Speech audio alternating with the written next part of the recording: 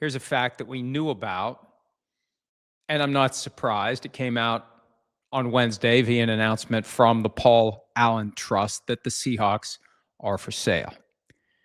And we knew this was coming. If you watch PFT Live, if you saw me on the Super Bowl pregame show, if you've read our stuff at PFT, the reporting that first emerged from ESPN that the team would be put up for sale after the Super Bowl, that was followed by the Wall Street Journal report that the Seahawks had been fined $5 million for non-compliance with ownership requirements. And then the league strenuously objected. The story from the Wall Street Journal said the league insists there was no fine. Then the league reached out to me and said, hey, we told the Wall Street Journal there was no fine. It's like, yeah, I pointed it out. Well, say it again, basically. So I did. The commissioner was asked about it the next day. There was no fine. What happened was they were going to fine the Seahawks $5 million for noncompliance, and the Seahawks finally cried uncle and agreed they'd sell the team after the Super Bowl, and here we are. And this is a very simple chain of events. Paul Allen dies in 2018. His trust directs all of his assets to be sold and all of the money given to charity.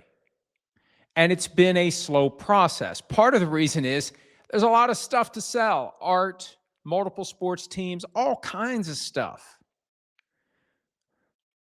And the league was compliant with the delay because there was a clause in the lease at Lumen Field that if the team was sold before March of 2024, 10% of the proceeds would go to the state of Washington, and we can't have that. We can't have the state that helped build this stadium get any of the proceeds. No. We're fine with you waiting until after then to sell the team, even though the trust contemplates presumably something a little quicker than that. But it was after that date came and went, and all 100% of the proceeds would go to the Paul Allen Trust. That's when the league started to nudge a little bit, and the nudging became a little more aggressive, and it culminated in a fine that technically wasn't imposed, but would have been if this sale hadn't been announced. So where do we go from here? And I'm not a big fan of repeating myself, because some of you that do consume everything we do will ask yourselves, why is this dumbass repeating himself? But to the extent that people weren't paying attention, it's worth pointing out. Jeff Bezos, there's a belief in league circles he's not going to be in play for the team. Bezos is going to be the obvious candidate that most people think of. He lived 30 years in Seattle. Now, the reality is he's relocated to Miami, and the thinking is he's now an East Coast guy. The window has closed on him buying the Seahawks. We'll see. We'll see, because obviously if he wants it, he's going to get it. The bigger possibility is that there's going to be somebody out there, some tech billionaire that we don't know about, who's going to show up with the biggest bag of money. And that's the thing to keep in mind. I saw someone speculating, well, what if it's this owner? What if it's that owner? What if they just go with the high bidder? They're going with the high bidder. That's the directive. Maximize the money that will be paid for the team, because that maximizes the money that will go to the charities of Paul Allen's choice.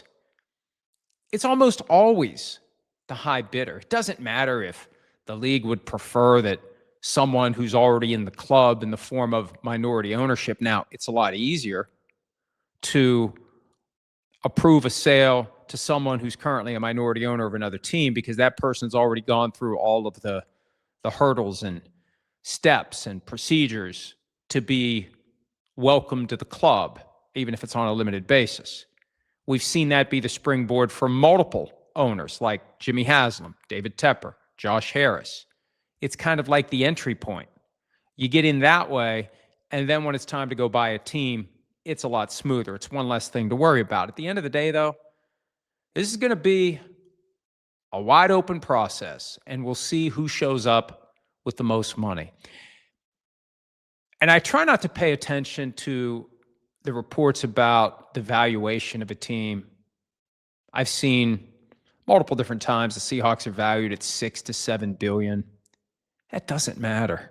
Book value doesn't matter. You know what matters? What someone will pay for it.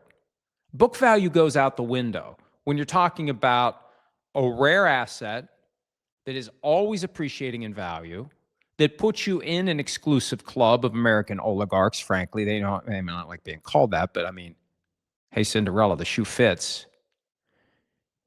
And you don't get many chances to buy a seat at the table.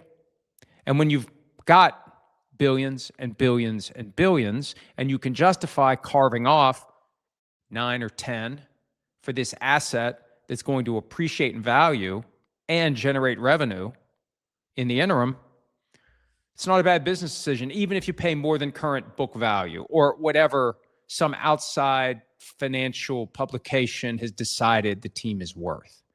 Nothing is worth anything other than what someone will pay for it right now. And the expectation, as I said during the Super Bowl pregame, and I've repeated a couple of times, and again, apologize for repeating myself, but 9 to 11 billion is where they think it's going to land. The more really rich people that come to the table, the higher the number goes. And the question is, how badly do you want it? It's like an auction. Hold up the paddle. 8, do I hear 8? Do I hear 8.2? Come on, 8.5, 8.6. I'll be surprised if it's less than 9. I won't be surprised if it's more than 10. Because that's where this is going. And yes, the current record is 6.05 billion. But think about it, the Commanders and their stadium. Nothing against the Commanders, but it was a fixer-upper. As I've said before, this is a turnkey operation. Move right in. And that's going to be the challenge. And I try to think, for every fan base, what's the thing that keeps you up at night worrying? And if I'm the Seahawks right now, we're at the top of the mountain. We just won the Super Bowl. Everything's going great. What could screw it up? A new owner who decides he or she knows better. And he or she will try to justify their existence or just exert their power. I bought this thing. I own the place. Yeah, you gave me a house that's move-in ready and everything looks great, but you know what? I want it my way. I can do it better. I can make it look better. I can make it work better. I know better because I'm smart. That's the fatal flaw with a lot of owners. They make a lot of money, and there's two categories, the ones who have made their money and the ones who just happen to be named in the will. But the ones who have made their money, they think that the success in some other line of work is transferable. It's not. Now, you may develop the skills to understand how to operate a football team. You may learn how to study tape and rate players and help set the draft board. Plenty of them think they can. They think it looks easy. That's one of the great things about football on TV, and I think that's why the sport is so successful. It looks easier than it is. And I think people in the sport try to make it seem harder than it is. And the truth is somewhere in the middle. But when you're competing with other people who have amassed billions in their chosen lines of work and then buy a football team, I mean, it's a zero-sum game.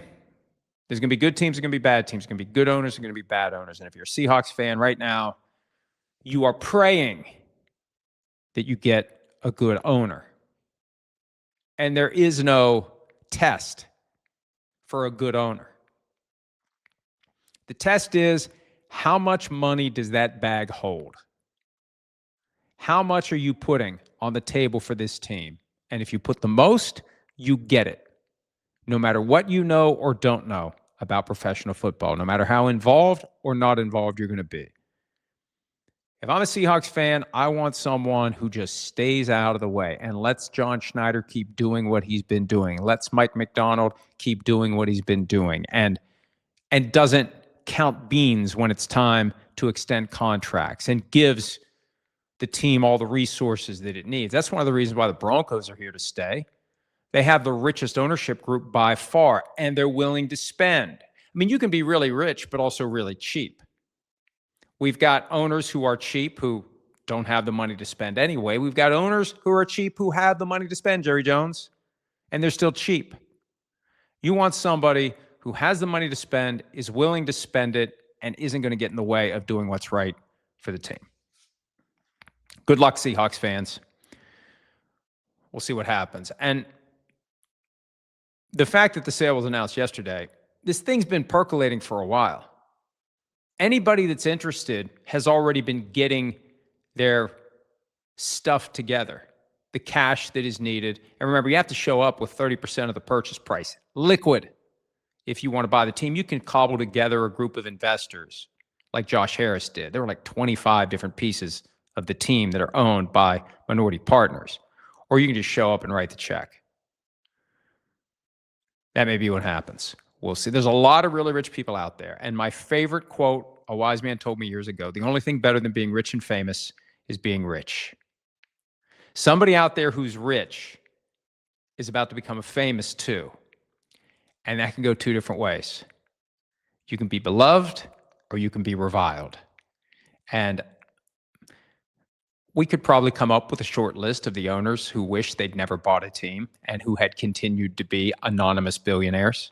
Hi, it's Mike Florio. Thanks for watching PFT on YouTube. Hit subscribe for the latest news and analysis from Pro Football Talk.